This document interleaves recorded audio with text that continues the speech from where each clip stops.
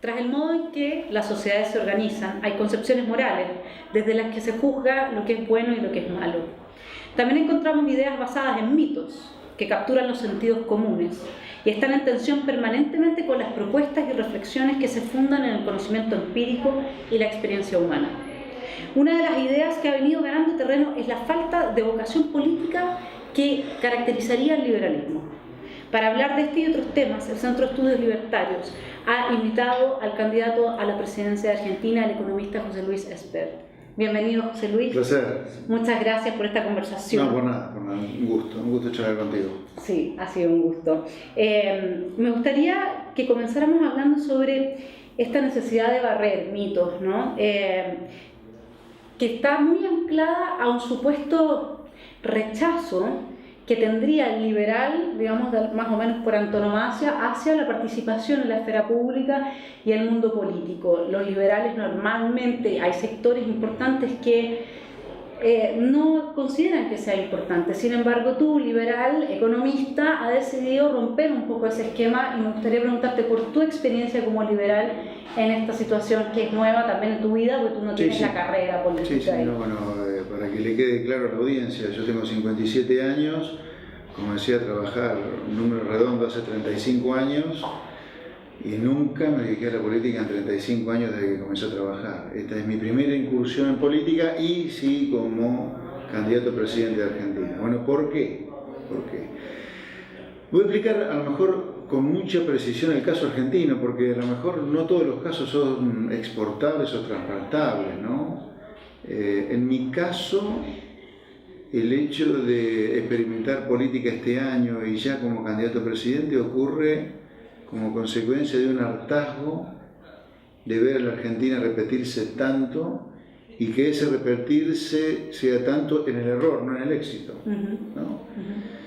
En todo caso, otra manera de ver mi incursión en política es tratar de ver si se puede impartir un poco de justicia. ¿Justicia en qué sentido? No justicia divina, ni mucho menos, sino Argentina tiene un sistema que destruye a la gente de a pie, literalmente la destruye, no es figurativo esto, la destruye. En Argentina no paran de quebrar buenas empresas a manos de malas políticas económicas, no paran de frustrarse los sueños de argentinos meritocráticos a manos de malas políticas económicas.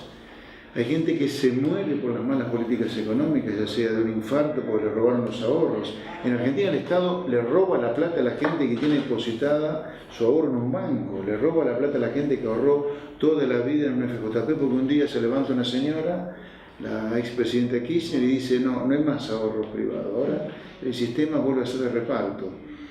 Yo diría, en mi caso, que provengo de un país que todavía está en la prehistoria económica, somos un conjunto de cavernícolas en Argentina, ¿cómo nos manejamos? Hay discusiones que ya no se dan en el primer mundo conceptual como Chile. Nosotros estamos en la prehistoria, esto es tratar de evitar que la injusticia siga siendo the rule of law en Argentina. Eso como en primer lugar. Pero si puedo ir un poco al espíritu de tu pregunta, yo creo que así como hay liberales que nunca se van a dedicar a la política y tienen un enorme valor, también hay posiciones extremas de la izquierda que a lo mejor nunca se van a involucrar en política. O sea, no creo que sea privativo de los liberales no dedicarse a la política o tener resistencia a los liberales. Me parece que posiciones extremas que son muy valiosas en el liberalismo están bien en no dedicarse a la política, así como los hay en la izquierda, creo yo. Así que me parece que la tercera cosa que quería decirte es, las sociedades decadentes, como es el caso argentino, si uno lo pone en forma extrema, hay dos maneras de cambiarlas. O esperamos que el cambio venga de abajo, y en Argentina esperamos medio siglo, un siglo más, o tratamos de ver si desde arriba, desde el poder, se puede acelerar, adelantar ese cambio. Un poco eso es lo que yo estoy tratando durante este año, a ver si, fruto de la grieta que se abrió nuevamente entre la gente y la vieja política, políticos nuevos, podemos introducir ideas nuevas, ¿no? Porque, ojo, Yo veo en la sociedad una resistencia a la vieja política. Yo no sé si tiene tanta resistencia a las ideas de la vieja política. Yo soy un político nuevo con ideas nuevas. Vamos a ver si eso ocurre, que triunfe, ¿no?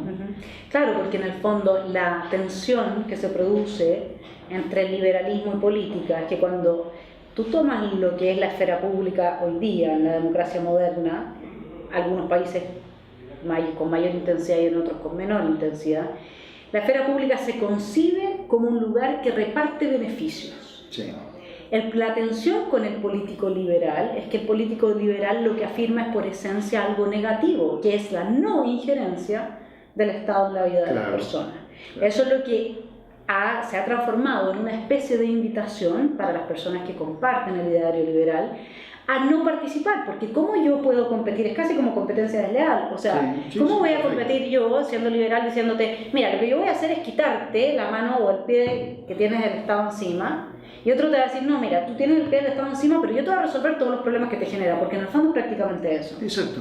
Exacto. Entonces es muy difícil competir en esas circunstancias. Sí, claro. Y desde a dónde uno, la pregunta para todos los liberales que hoy día también se sienten frustrados, digamos, porque dicen, bueno, ¿cómo yo compito? Luego tú saltas ese abismo, sí, y llegas a la competencia. Entonces, ¿cómo se salta el abismo? Bueno, en mi caso yo puedo contar mi experiencia personal, ¿no? Y por eso repito, a lo mejor no todas las experiencias son trasplantables, pero en mi caso yo me siento, mirándome en retrospectiva, mucho más justiciero que liberal, probablemente. En términos relativos, ¿no? Por supuesto soy liberal, pero me siento viéndome en retrospectiva mucho más justiciero que liberal.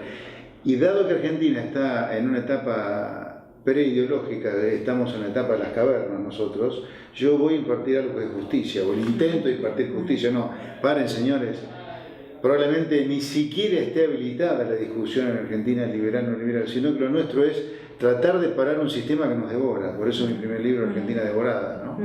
O sea, creo que todavía estamos lejos de poder conectar liberalismo con los cambios que Argentina necesita. Por supuesto que lo son liberales los cambios, pero en algún lugar tampoco lo son, sino que simplemente impartir justicia. Tal vez por eso para mí sea fácil romper la tensión entre cómo un liberal dedicado, entre comillas, a repartir privilegios del poder que te da el gobierno, ¿no? Ahora, la pregunta es, entonces, ¿cuál es específicamente tu concepto de justicia? ¿Qué es tu motor, digamos, no?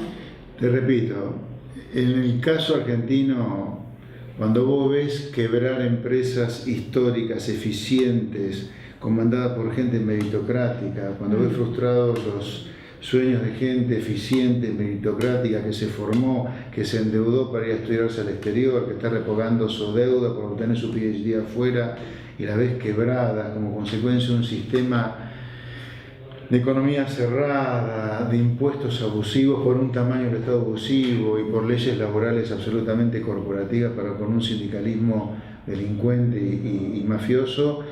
Es eso la idea de justicia, es para algo que creo que es objetivamente injusto lo que ocurre en mi querido país, ¿no? La verdad. Este es el diagnóstico que tú estás haciendo. Sí, claramente. Cuando tú ves a un empresario delincuente preso, cuando hay cientos de delincuentes presos como empresarios, cuando vos ves a un político, un par de políticos presos, cuando hay centenares de políticos delincuentes, cuando ves a muy pocos sindicalistas presos, cuando el grueso sindicalismo delincuente, ese es el intento mío. Por eso, cuidado que la tensión liberalismo, no liberalismo, la tensión justicia, justicia sí, justicia no, en Argentina está muy clara la diferencia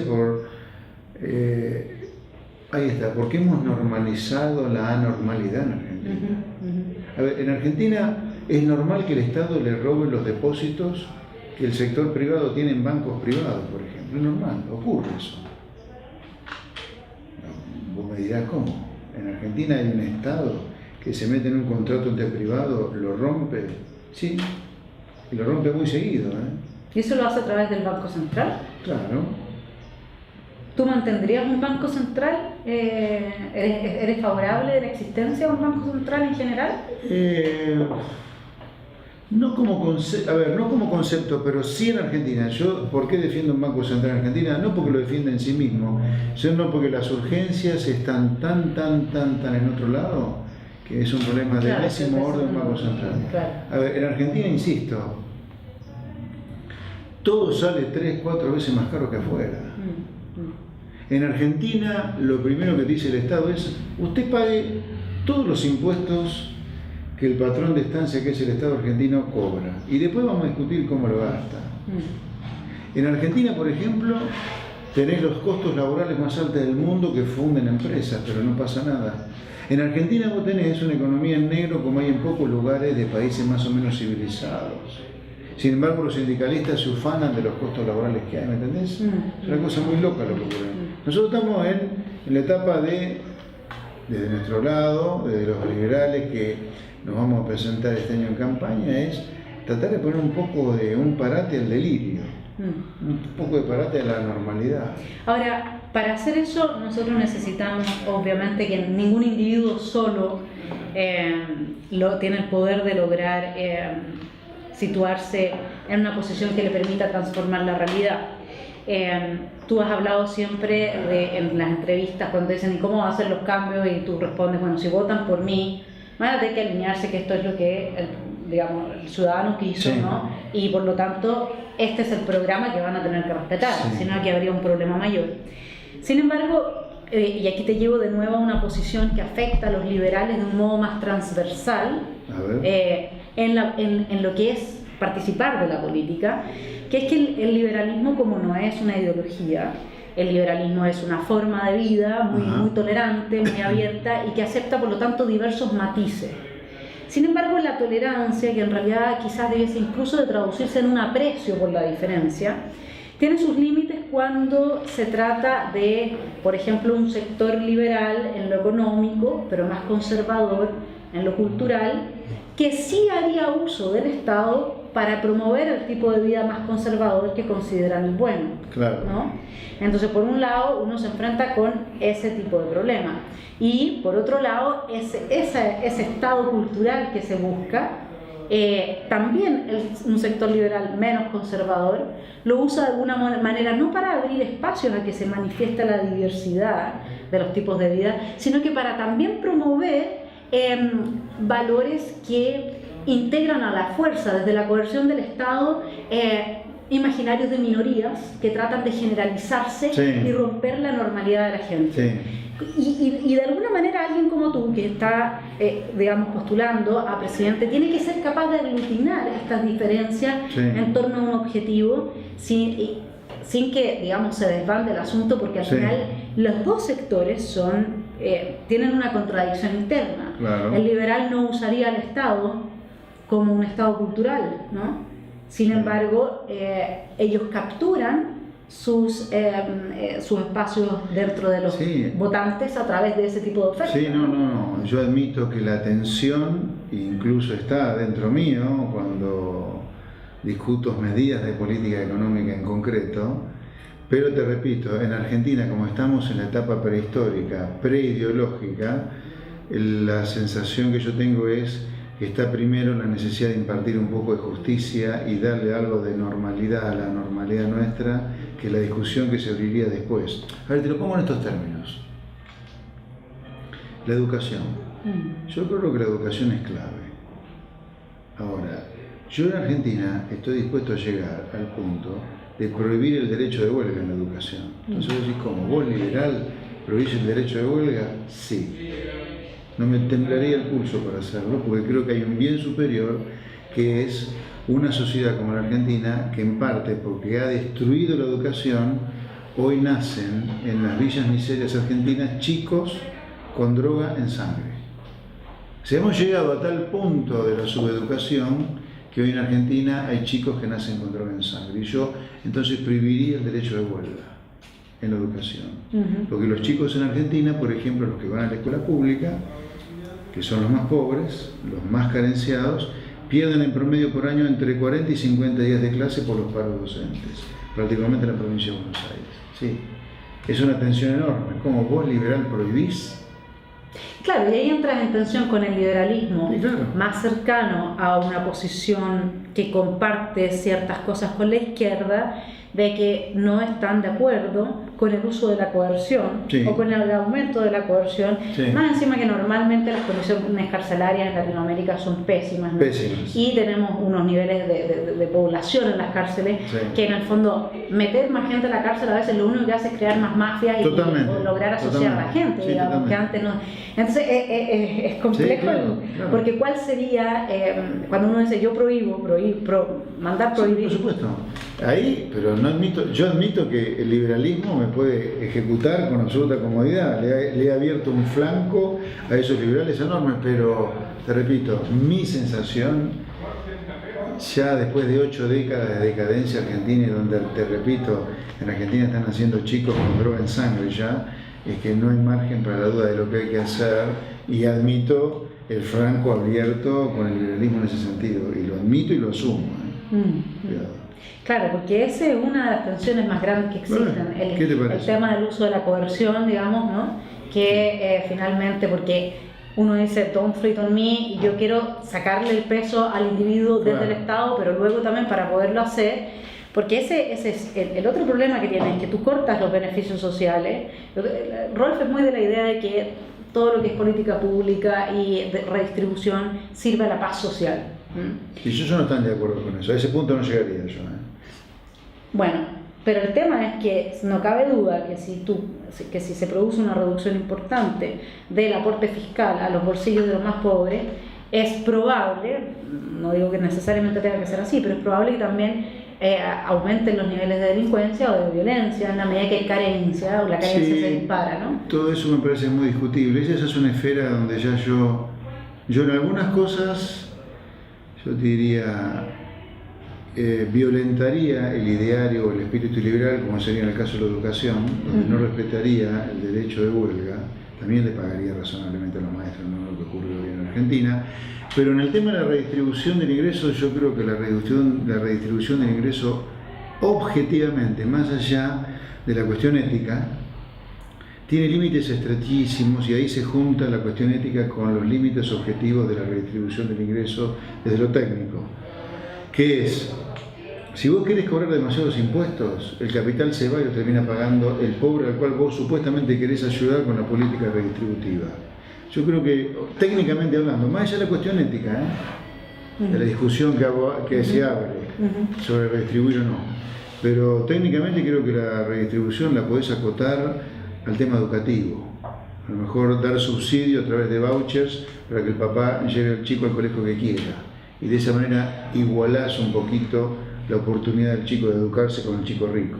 Y en ese sentido, una pregunta, porque dado que tú estás proponiendo cambios que son muy radicales, y entonces me pregunto, digamos, si en lugar de prohibir la huelga en educación, ¿no sería más sensato pensar en una total atomización de la educación y privatización de la educación pública, donde se entrega colegio por colegio a los profesores con su director, etcétera, y a los chicos que no pueden, que no tienen cómo se les da el voucher, y que, digamos, una transformación de esa índole no sería, al mismo tiempo te evitaría los costos de la coerción, digamos, ¿no? Yo admito que es una discusión válida. Tu cuestionamiento, mi propuesta es válido. Yo te repito, voy sobre el caso argentino, ¿no? Yo no quiero opinar de otro sistema educativo en otro país, pero hablo del caso argentino. A los chicos les enseñan horrores desde la primaria. En un país de clara raíz agropecuaria, donde la ventaja comparativa está tan metida en el sector agropecuario argentino por su enorme extensión y la productividad de la tierra, a los chicos les enseñan desde la primaria que está bien poner impuestos a la exportación, porque de esa manera se redistribuye el ingreso. Yo creo que la discusión tuya sí sería, o se habilitaría con más fuerza que hoy, para mí en Argentina, una vez que salgamos de una esfera tan flagrante de la normalidad como en Argentina. Sí, yo creo que a lo mejor después de haber sacado a la Argentina de esta especie de fango de anormalidad en la que está, yo creo que se habilitaría esa pregunta. o se habilitaría la respuesta a esa pregunta. Sí, ¿por qué no? Que se atomice totalmente, que cada uno enseñe lo que quiere. Claro, porque incluso dar la propiedad del inmueble y la Sí. responsabilidad hasta un cierto punto de la mantención, al principio con subsidio al inmueble para que, ¿no es cierto? Y que en el fondo los que puedan pagar paguen y los que no pueden pagar sean los que se vean beneficiados. No, a ver, yo soy partidario de un sistema de vouchers, desde el punto de vista del financiamiento, un sistema de vouchers. Lo que yo digo que para mí la educación debería ser un objetivo federal, no que cada uno enseñe lo que quiere, como ocurrió en las provincias de Argentina. Porque hay otra propuesta, me parece, o yo entendí eso cuando hablamos, que vos decías, bueno, que cada colegio enseña lo que quiere, que la currícula sea como quiera. Yo creo que en Argentina, como estamos en el mundo de la normalidad, yo no quiero que cada uno enseñe lo que quiera hoy. Estoy totalmente de acuerdo desde el punto de vista, ¿viste esa discusión entre lo ético y lo que se puede hacer en la realidad? Lógico. De nuevo, en el tema de la distribución del ingreso hay una discusión ética, pero también hay una discusión fáctica. No se puede distribuir el ingreso todo lo que quiera. Aunque yo esté a favor, cosa que no lo estoy, de que se redistribuya todo lo que sea posible el ingreso, eso encuentra límites en lo fáctico muy concretos. Más allá de lo ético, más allá de lo ético. Ahora, cuando tú te planteas porque es interesante que estás dispuesto a correr ciertos riesgos, digamos, y por lo tanto, de alguna manera intuyo que tú creerías que un liberal que quiere, por ejemplo, no solo despenalizar el aborto, sino que también darle la oportunidad de que aborten todas las mujeres que, digamos, por sus propios medios no lo pueden hacer. Ya que tú le dices, bueno, mira, yo no sé, despenalizar, pero no vamos digamos, a sostener esto económicamente. Gratuito no. Y entonces te enemistas con los dos sectores, que digamos, tú estás de acuerdo a enemistarte con los dos sectores, porque intuyo que, no sé si, corrígeme si es que mi intuición es femeninamente acertada. A ver si la intuición femenina típica a veces tiene errores. En general no ocurre, No, en general no ocurre. En general no ocurre, pero bueno, vamos a verlo, a ver. Yo intuyo que tú apuestas a que la apuesta final de un liberal va a ser ir con quien quiere solucionar el tema económico y que va a ser capaz, por algún tiempo al menos, de dejar de lado las otras sensibilidades. Sí. No te ha fallado la intuición económica. Una vez más, la intuición femenina ha funcionado correctamente. Sí, no. Yo además lo que he dicho sobre el aborto es una posición muy personalísima, que no involucra ni a mi partido, ni a mi frente. Es más, si tuviera que hacer algo en ese sentido, plebiscito y que se decida, que la ciudadanía lo decida. Yo no me quiero meter en un tema tan personalísimo. Lo que sí yo he dicho es, en Argentina al menos, que está penalizado el aborto por ley, las chicas que más sufren la penalización del aborto, o sea que el aborto sea punible, son las chicas pobres que hacen cualquier cosa para abortar. Entonces, como yo me considero una persona profundamente humana, me parte el corazón esas chicas que mueren, ella y su bebé, para abortar de cualquier manera, ¿no? Y además que son hechos que ocurren, no es que no ocurre en Argentina, ocurre que hay muertes como consecuencia del aborto punible, ¿no? Después todas las posiciones fanáticas yo rechazo, el pañuelito celeste y el pañuelito verde, eso es un tema. Pero yo creo que en Argentina la gravedad de la situación económica es tan grande que no voy a gastar un solo minuto de mi gobierno, si tuviera la suerte de que la gente me eligiera como presidente este año, en este tipo de temas, sino que se resuelva con plebiscito, en donde yo creo que el gobierno tiene todo para decidirse en materia económica, dada la barbarie económica que Argentina sufre. A ver, para ponerlo más claro, Argentina llegó a ser de los países más ricos del mundo a mediados del siglo pasado, y hoy Argentina está pariendo zombies porque hay chicas que dan a luz chicos con cocaína en sangre.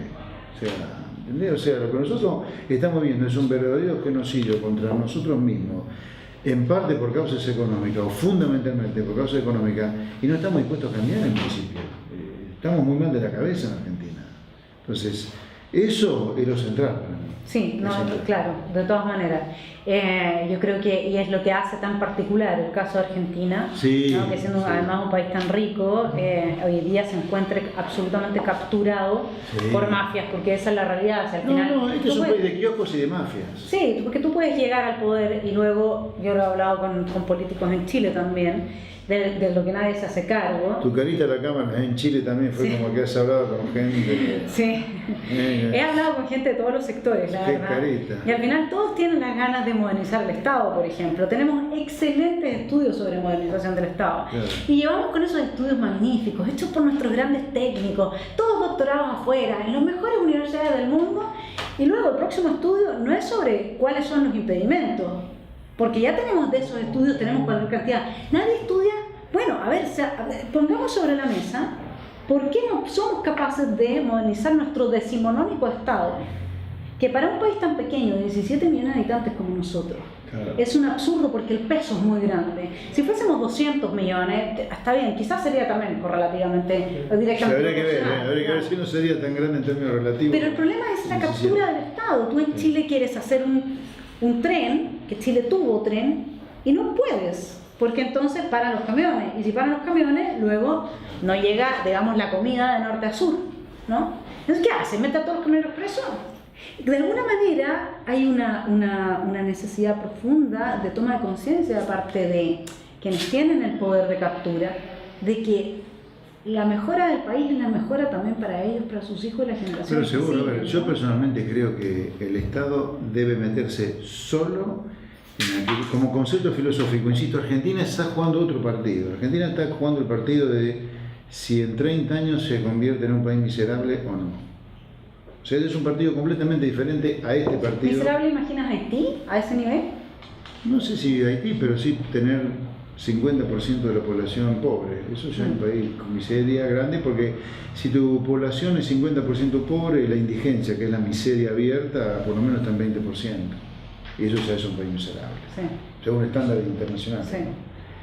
Pero bueno, Argentina, insisto, está jugando otro partido, pero como concepto filosófico, y olvidándome de qué país hablo, sino para cualquier país, yo creo que el Estado está para hacer aquella cosa que estemos seguros que no se puede dedicar al sector privado y nada más. Claro, el problema es que donde yo te estaba tratando de llevar es el tema del pragmatismo. Uno llega al poder, y esto, como te decía, me lo han dicho muchos que tenían ganas de hacer las transformaciones, y luego se encuentra con capturas que son tan potentes que si tú frenas esa captura y pero quiere decir que hay mafia también, entonces. Acá hay sectores que tienen capturado el Estado, evidentemente, y es desde todos lados, digamos, no es simplemente que uno diga, son un par de empresarios que son un poco más corporativistas, o son los profesores o los médicos. No se puede hacer muchos cambios en muchos ámbitos porque tú enfrentas al tiro una resistencia radical de parte de los colectivos, ¿no? Que sí se tienen el poder de movilizar y de entonces la maquinaria que está funcionando del Estado frenar los engranajes y generar una crisis. Yo para ser parte del problema y no de la solución no participo. Hay una visión que claramente le permite a quien quiera levantar banderas y posicionarse en la esfera pública desde este ideario, decir, no, nosotros también podemos luchar por una noción de justicia diferente. Así que muchas gracias. Un placer. José Luis, mucha suerte. Gracias, muy amable. Seguiremos reflexionando desde el Centro de Estudios Libertarios sobre estos temas.